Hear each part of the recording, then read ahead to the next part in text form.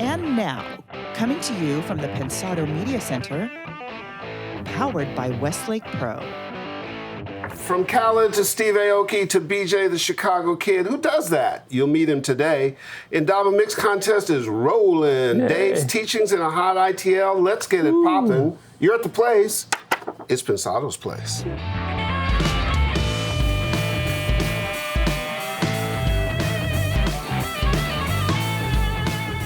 Woo! I was trying to be your sound effects. Hey guys, thanks for dropping by. I'm in a silly mood. Remember when we did something one time when you were mouthing it and I was saying the words? We did that in Boston or something? No, we did it as a video piece, and I walked behind. No, I was off camera. Yeah. And yeah, exactly. That was funny. Went pretty well. We should do that again. Yeah, absolutely. Oh man, what's up? A lot. Shall we get to it? Let's do Get it. it going? Yeah. Cool. Hey gang, great to see you, and thanks for joining us. Also, thanks for your likes and subscribes, always really important. Our best-in-class partners, they are the Blackbird Academy, Westlake Pro, Avid, DTS, Lander, Recording Connection, Fab Factory, Studio 202 DC. Ron. That's good. I have to make sure he sees that. A big thank you to all the funny and positive reaction from folks all over the globe for our Maharajis of the Mix pictures. You see them back there, especially to our brothers and sisters in India. Yeah, and sincere apologies too. I mean, we're trying to make them look good. We're doing the best we can. But you look good, Herb. I don't look so good. Don't be surprised. You may be seeing more of this in the future. We've got some things cooking. And of course, we can't wait till 2018 to come see you. That's going to be great. That's good. The other thing we can't wait to hear is all those mixes coming from the Pensado Indaba Mix Contest. Yep. Make sure you go enter at indabamusic.com. The track is called Free, and you need to have at it.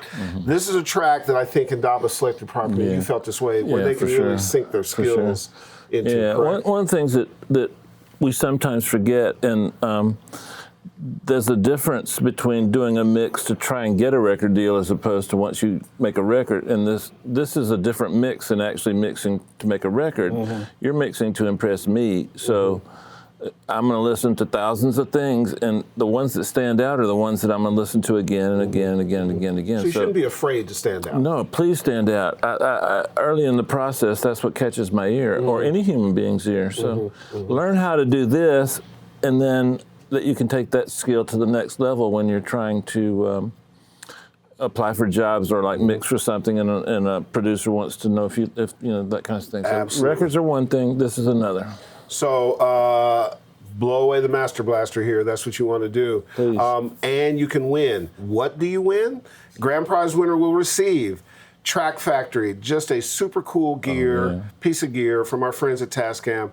Really perfect for songwriters and producers, EDM guys. You can get from your head into recording really, really quickly. These babies right here you can win. I love them. The iLoud micro monitors, they're really cool things. Isotope has the music production bundle. Love those folks there. Lexi, what's up? Audionamics perpetual license you can get. Ricky and our boys and folks all over there. And memberships into the Indaba community. Plus, the grand prize winner gets an appearance on a little show called Pensado's Place, which we'll make pretty cool for you. Yeah. So you see all the prizes behind us. Good stuff. There are first and second runner-ups. And there'll be groups of prizes from the overall group that you'll get. So make sure you get in right away. Dave's waiting, we're waiting, correct? Please. Cool. Now let's meet the Hungarian homie who handles his hot chicken. His mama named him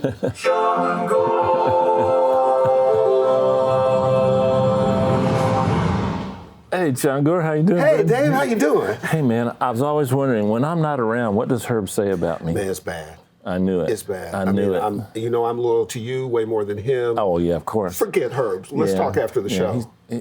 I have way more talent than Herb. Unbelievable.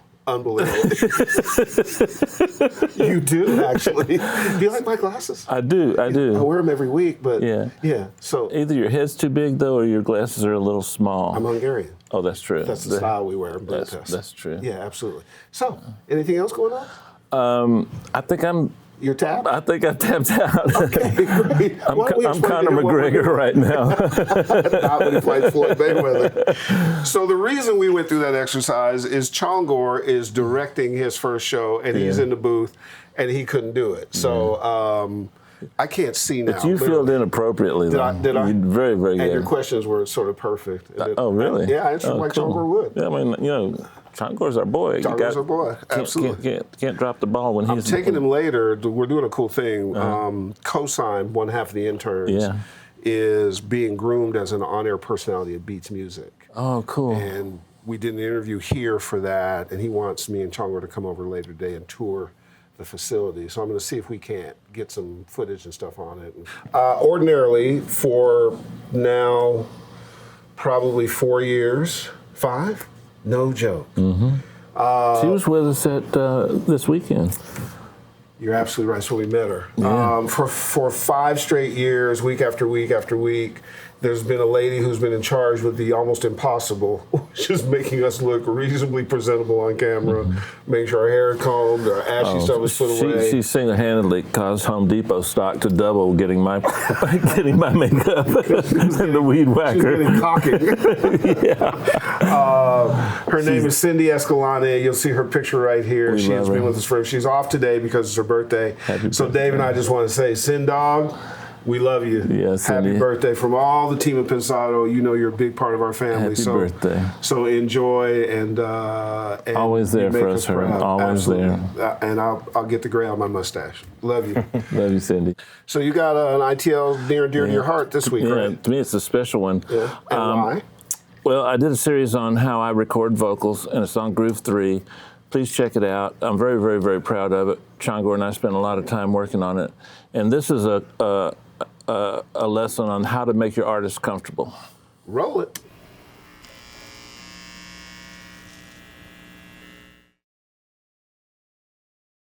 Probably the best way to think about this particular concept of making a vocalist comfortable is just the golden rule. How would you like to be recorded? How would you like to be treated when you walk into a strange room with a bunch of people staring at you that you don't know and you've got to suddenly sing? What would you like to have happen? For me, I like the process to start really, really early. The receptionist is nice. I'm greeted at the door. People know I'm coming. I'm not a singer, but if I were a singer, that's what I'd like to have happen. And that's what I try to do in the facilities I work at. I'll buy the receptionist lunch and dinner and all that just to get her on my side so that when my clients show up, she's pleasant and nice. Professional studios are that way all the time, so you don't have to buy them dinner, save the money. I see so often where a singer, all singers are insecure. They don't like hearing their voice soloed. They don't like having strangers listen to their voice. You'd think that some of the great singers, and I can name you some great singers I've worked with, that they're just as insecure as the rest of us. I don't know why. I guess it's because when you hear your voice played back, it always sounds different to you than when you're listening to it inside your head. So try and get everything to make that person comfortable. Now, once they come into the control room, you have the power of the chair. We've talked about this if you've seen me in other places. Just the fact that you're an engineer sitting in that chair gives the singer the feeling that you must know what you're doing. Use that. Be confident. Talk in concrete terms. I would never ask a singer what their favorite mic is. I would look at some records, see the names of the studios they worked at. I'd call those engineers. I'd politely ask them if they could tell me what their favorite mic was. Sometimes they don't. Sometimes they do. But do your research and try and find out what mics they like and have a selection to choose from. Have those mics set up in advance. All the things that give them confidence. I worked with a producer named Rhett Lawrence, and Rhett has done more hits with more female singers than anyone. And Rhett had this technique where magazine covers with another singer's face on it, he'd hide those. He'd make sure that the singer walked in and didn't see any other competition that could create an insecurity, but that singer just came in and immediately started recording. So bedside manner, just like a doctor, just like a hairstylist, just like anybody in any other service industry, and be assured, we are a service industry. The same techniques apply here. That first impression is just the most important thing ever when you get a singer. And use your imagination here again and create some techniques that suit your personality and the way you are. But don't talk too much. The more you talk, the more you give away that you're not the best engineer in the world. Even me, I don't talk much when I'm working with a singer initially. It's enough to be cordial, but they're there to work. And so there you go.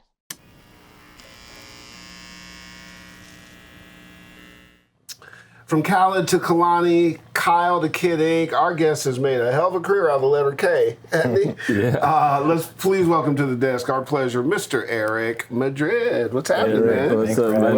Welcome. Yeah, good stretch. So, off and running, you are, I'm going to read a text later from our boy Josh. So, Josh Goodwin is a big fan of yours. We're a big fan of Josh's. He's got great taste, right? We see him as kind of our little brother, but you're in that ascendant period, man. You got hits that are rolling and so forth. How does it feel?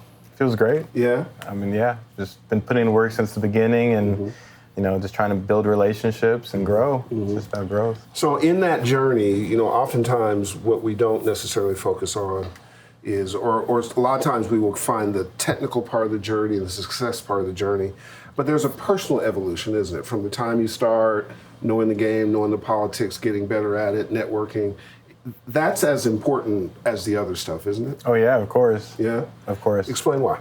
I mean, that's definitely something I learned from Manny, was just how to, you know, kind of keep clients happy, how to balance a schedule, how to kind of read what people are looking for. You know, that's what I love about this job, is that one thing kind of leads to another. So you do a good job, do a good mix for somebody, and then they tell somebody, and then they hire you, or there's a producers, managers, A&Rs, all these people that could potentially hire you off of the one mix. It's a referral business in some ways. And I think also, because you and I talked about this when he was coming on, there is the part that you learn in terms of your craft and your skill and furthering your career. And then there's kind of how you're part of the community. Like you also have to be in good standing in the community. Like I learned that when we started the show, because everybody loved him and they were like, who's the black guy? You know, and, or, you know, I mean, but I had to go around, shake hands and make sure that they trusted me and get to know me. And I think a lot of people don't know that that's part of the journey too. Like there's a standing in a very small community, and when it goes away, your referrals can go away. Sure. Is that correct? Yeah, I mean, I just believe in karma. You do good work for people. You know, you don't undercut people. You do clean business, and you just, you know, if I can't do something, I pass it on to somebody else, and if somebody needs help, I try to help them. I just kind of believe that eventually it kind of comes around. That's actually one of the things Josh texted me. He said, hey man, he'll drop mixes by me and do whatever the case may be, and we kind of work together, and so that community is important. We share one thing in common. Neither one of us went to an engineering school. And we did okay. But yes, can you share with the guys out there that maybe can't afford to go to a school or aren't in close proximity to one? And by the way, now the internet's there. When we started, it was not that way. Right. And particularly me, I'm older than Erik. And explain how you went from... There weren't fax machines when you started. I just wanted to clarify. Hey, I was playing with computers in 68. That is true. And what's really ironic Programming about you, computers in 68. What's ironic about you is in the beginning of your career, your nickname was Hard Drive, and it had nothing to do with computers. I know. Well, I changed it. It's SSD now. Oh, God. Solid state digital. Yeah. Back to your question. How did you make it from that to Westlake as an intern? How did you get hired? Well, I was lucky. Basically, I just took an interest in production and engineering and audio, and I from being in high school in the Bay Area, and I taught myself about a Digio 1, kind of learned that on my own, MPC, Reason, learned Logic. Used to go to Apple stores and weekly, and just they had little free classes. You can't put that on a resume, though. How did you get them to trust you? Was it they saw your demeanor, they saw the way you carried yourself, or? Yeah, they did say in the interview that I was well spoken, but they one thing is I kind of self-taught myself all this stuff. initially, just kind of how to use the programs. I had no idea how to use a compressor, you know, so I taught myself just these audio skills by the in way. these programs. And then I actually out of college took a job at an Apple store over at the Grove, and just from knowing Logic and stuff. And then one day on the floor, I met a guy that was a runner at Westlake Studios, and then we just started talking. And he said, "Hey, you know, you seem to already know a lot. You didn't go to school?" I was like, "Well, no." And then he's like, "Well, I think I can get you an interview." So I kind of begged for an interview. I kind of begged for an internship, you know. But to both of your points, and to our audience, it happens like that. And it also does not have to be that you're in LA or Nashville or Austin or New York. It can happen where you are the same way. Oftentimes where you are is an advantage because you can really stand out because there isn't the same sort of traffic and competition. So know that communicating and networking and self-teaching and being able to show that you're into it, somebody will have an idea and you'll get hooked up and your career will be off. I agree. It happened to you. I was there. No. It happened to you. An observation. One of the things you graduated from UCLA with a history degree, but that might seem odd to some people. But to me, my college experience taught me a few things, but the main thing I learned was the confidence about how to learn something. And I'm sure you're the same way, Herb. But did that enhance your ability to learn? Yeah, I mean, I think part of college and, you know, making it through all those years was just learning how I learn best. You know, how my techniques, so I can kind of retain information. Right. And you know, that kind of just came in as engineering. And then when I got into Westlake, that was like my audio school. Right. So, you know, I would kind of tell these kids that can't afford maybe to go to school, I was like, well, you still have to go to a place to learn. So that can be a studio, and that could even be with a mixer. So I think for a studio is a great place to get like an audio foundation, how to use, and like where else are you going to learn to use an SSL, you know? Right. And then I think I always tell people when you go from a school to working in a studio, you actually learn how really goes into making a session. Like what is actually, like you have all these Pro Tools capabilities, but what do you actually use in a session? Like what, you know, you don't use 80% of it, 20% of it. Also, working for yourself is completely different than working for somebody else's dime. It's a whole nother world. Yeah, absolutely. When I remember the answer to this question, but when you first got into a professional environment, what was the thing that surprised you the most that you didn't expect about that environment? Like say the first time you went to Larrabee. I think with Larrabee, it was just, you know, how professional everything was, how clean everything was, how private everything was. You know, there's big clients, so it's not like people were there shooting out social media. Social media wasn't as big back then, but, you know, there's not that kind of stuff. And, you know, I think it's just not being starstruck. So like, you know, treating them like respected ordinary people. Yeah, exactly. You know, I think that goes a long way. For me, it was the importance of the human interaction part of our profession. People expect you to be good when you sit in that chair. Right. But the thing that distinguishes a lot of my friends from less successful engineers is they walk in a room and you just trust them automatically. Right. And you're not born with that. That comes from the confidence you get from repetition and succeeding a few times. And I always wanted to have that because I'd see Clear Mountain or Steve Lillywhite or Hugh Padgham or Ed C. or Rodney Mills, and I wanted to be like that. Well, I think they sat in the chair and got idolized. I wanted that. Yeah, no, I think that is a driver for any space. There are people who want to be LeBron, there are people who want to be Bill Gates, or people want to be you, or people want to be you, or me, or whatever it is. And it's kind of Malcolm Gladwell's 10,000 hours thing. Once you get the hours in. For us, it's more like 100,000. But yeah, without in the same amount of time, by the way. Absolutely. Yeah, exactly. So these big hits, location. Take that record as you analyze it. What did the producer want?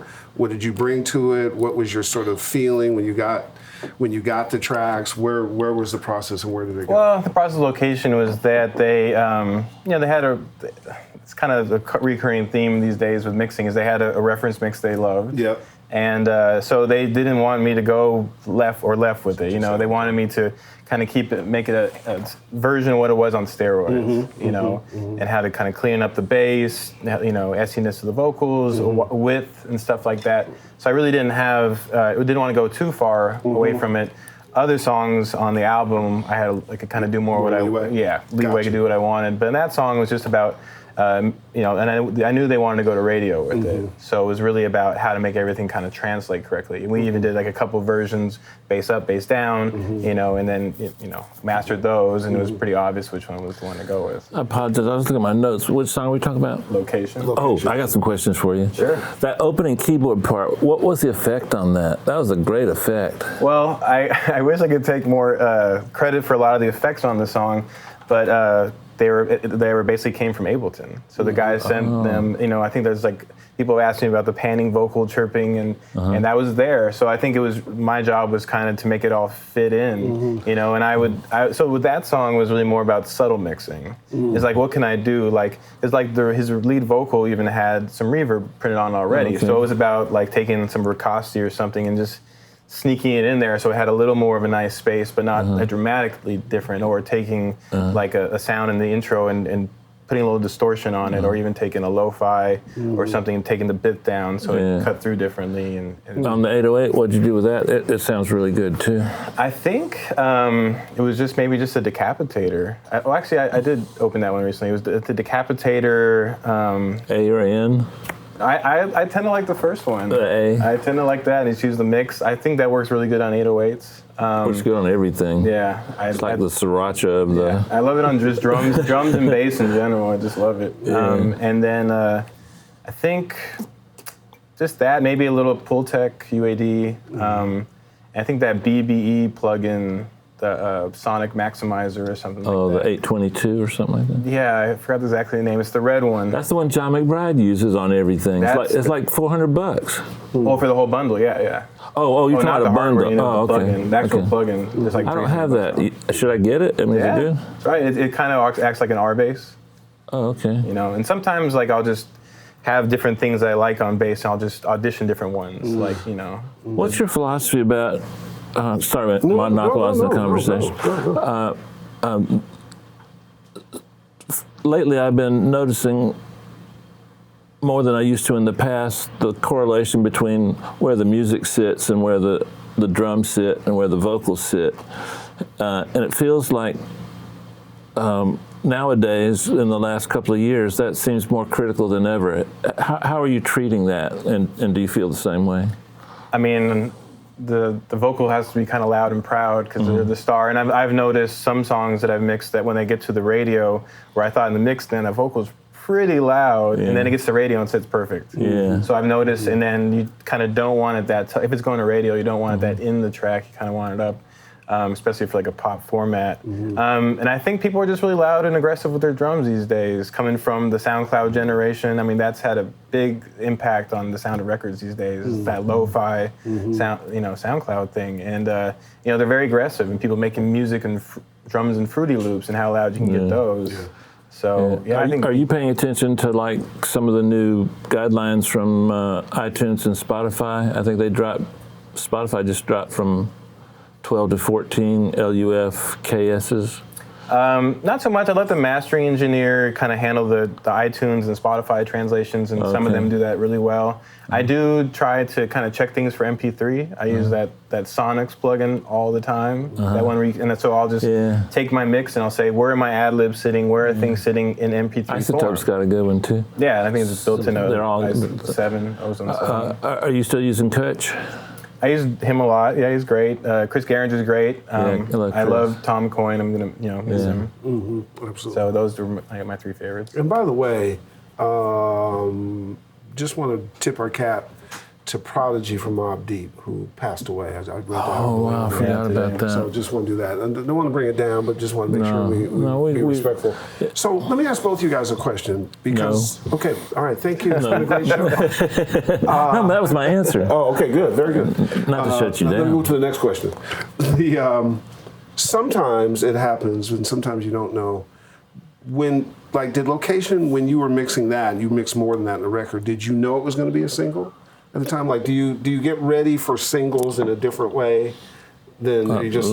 That one we knew. Okay. Yeah, that one we knew. I think they even put out they even put out an initial version on SoundCloud. Okay. To be like, you know, like a place. I don't really know exactly what their intentions were, but when Tunji came to me and he said, "Hey, we want to go to radio with this. We need a radio mix." Right.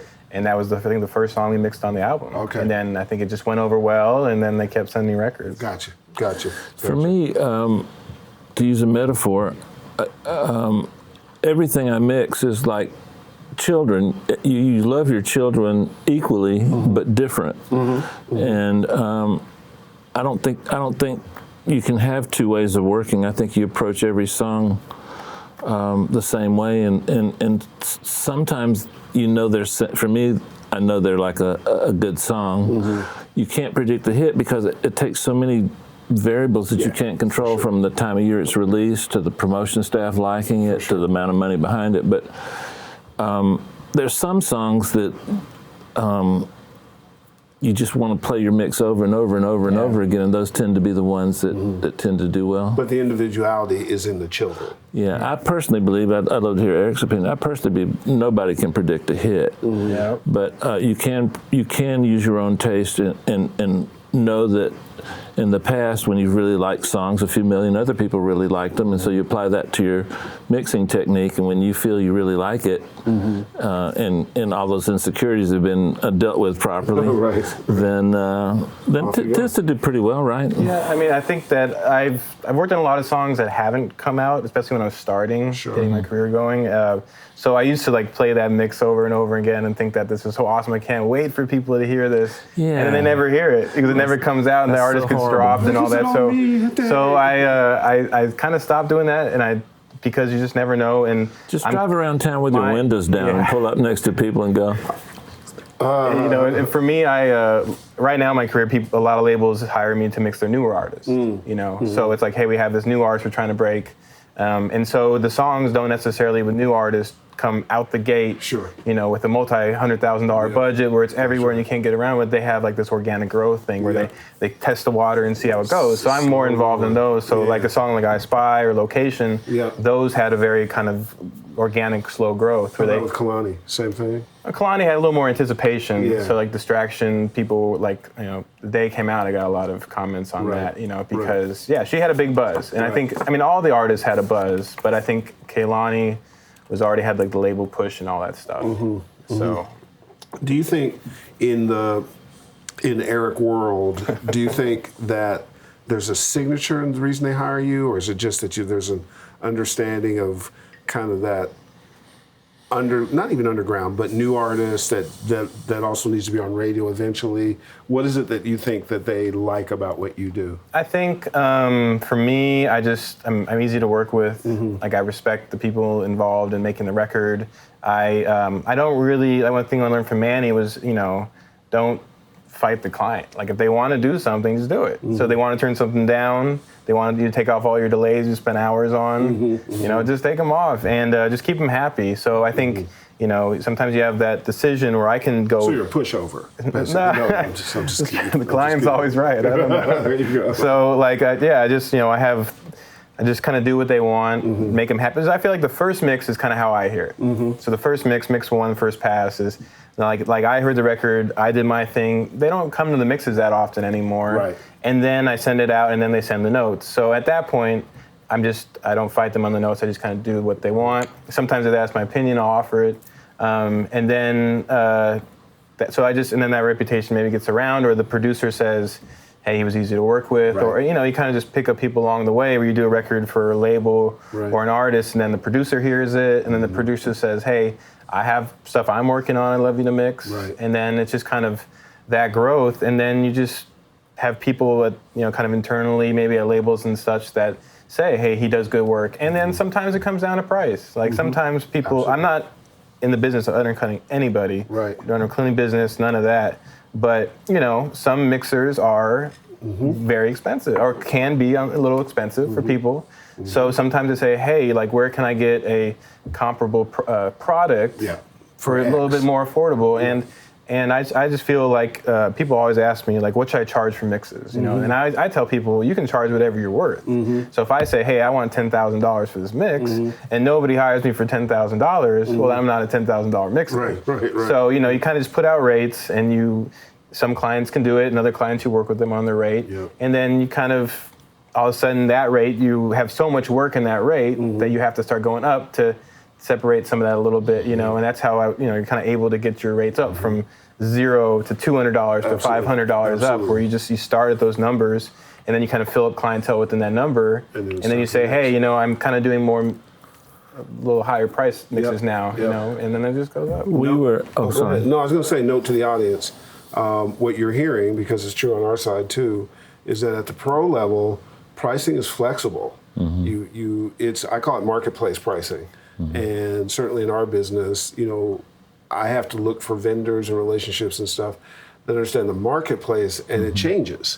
And because you can't necessarily have a firm position and you're in the marketplace that doesn't pay attention to it. That's your $10,000. Yeah, I mean, you would be turning down a lot of good work. You know, like iSpy, I did as an independent mix for, you know, gave them, you know, just work with them. And I think a lot of times you just say, people always ask me, like, you know, how do I negotiate mix rates? Well, you just have a rate you're asking for.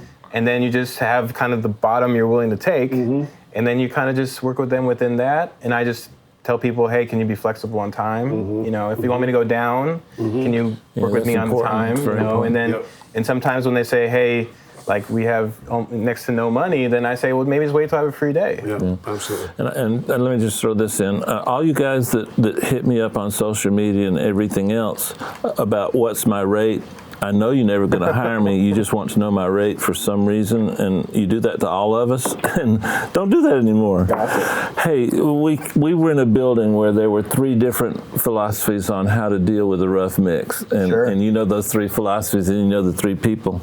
We were all completely different. Which one did you settle on? Wait, what were the philosophies? Well, there was just enhance it a tiny bit. Okay. There was use it as a guideline, and then there was one of the guys that was like, the rough mix, just if you like to put it out, I'm gonna give you something better. I mean, he's gonna give you something better. Right.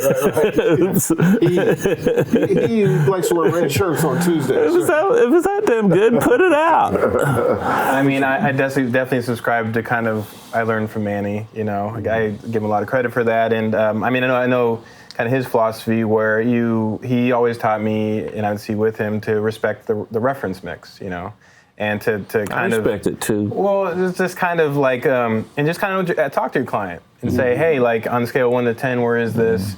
Or what are you attached to? You know, if the vocal is kind of upfront and edgy and pointy, and then you start smoothing that out, then you might have the client come back and say, we love that about it. Exactly. You know, so just get an understanding for that. And I think even with Manny, there was some things where he enhanced it, but there's other songs where the client would just say, we have no attachment, and then he would just flood all the gear and do all the stuff, you know, and have fun with it. And I think you can go both ways, and I think that's what he did, and that's what I try sometimes. But I get a lot of clients where it's the day of the reference mix, and it's the day where people have home studios, and they kind of get it to a point, and they say, hey, we got as far as we can go, and that's where a lot of times mixers are getting hired now. That's why I like to have clients there, because you can get an instant feedback on whether they have the tolerance for a particular change or not.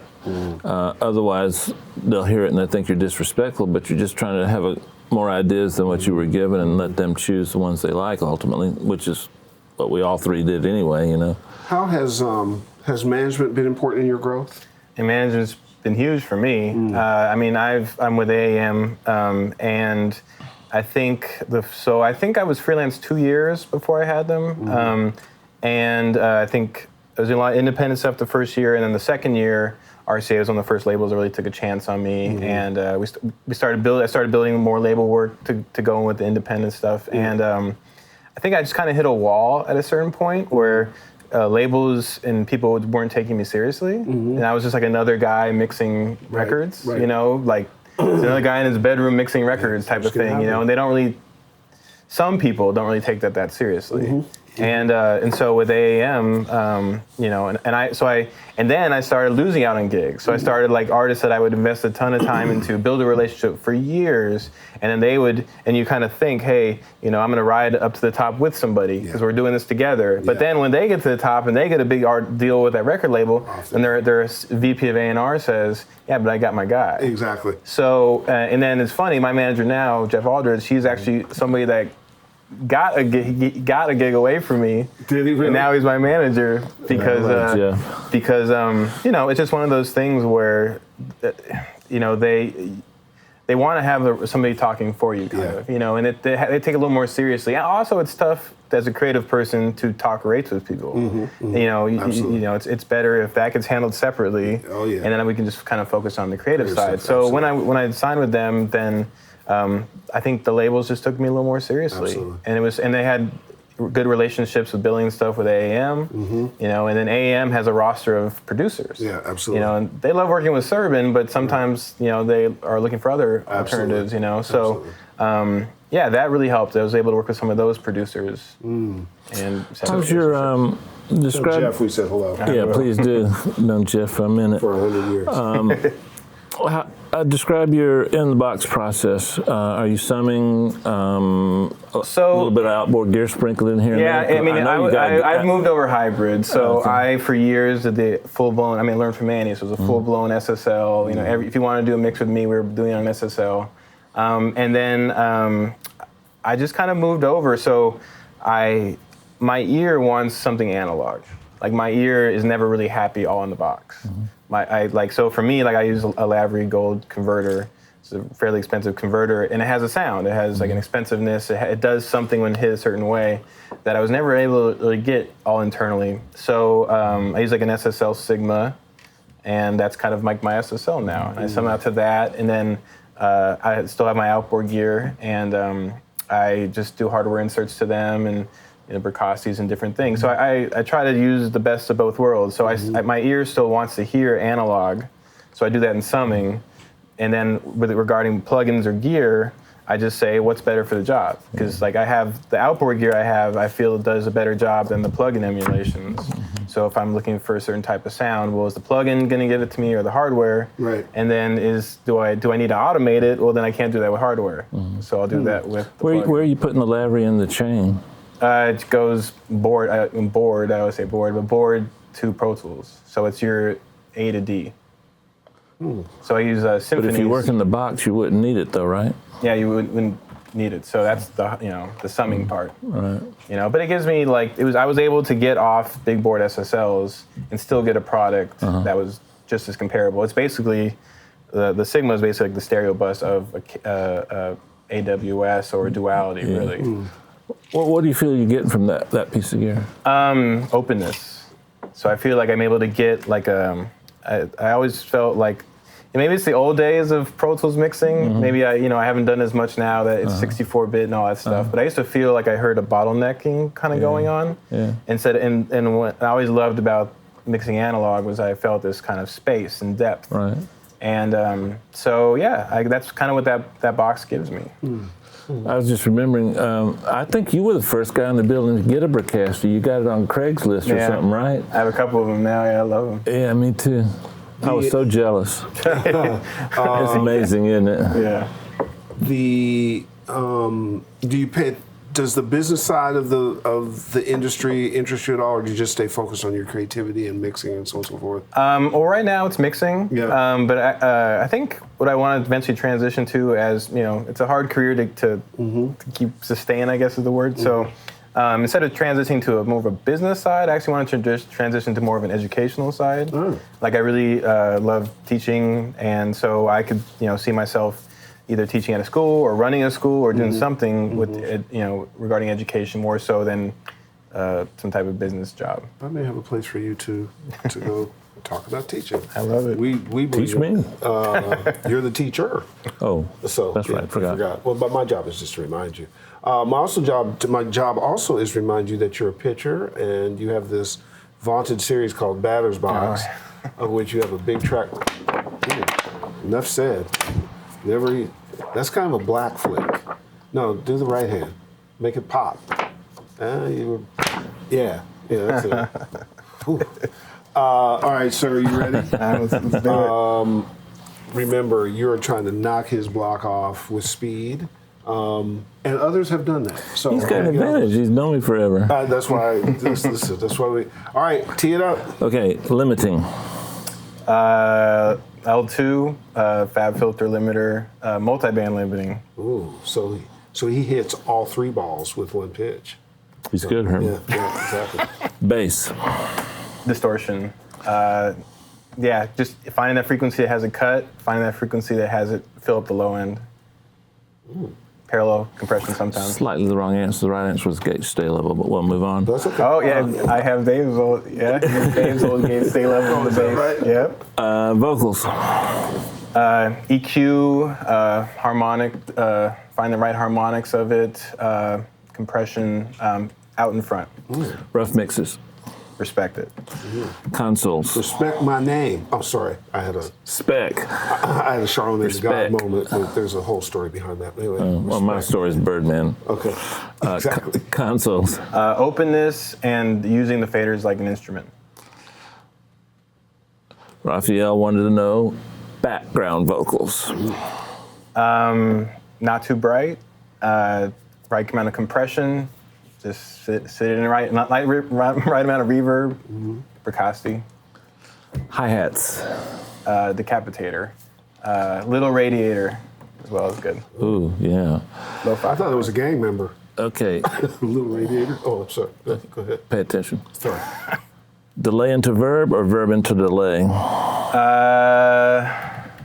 Verb into. Well, I don't really do that so often, but I probably put the delay after it with the mix turned down. I liked. Well, okay. So basically, a delay with a send to reverb. You can't redo your answer. It was the right answer, by the way.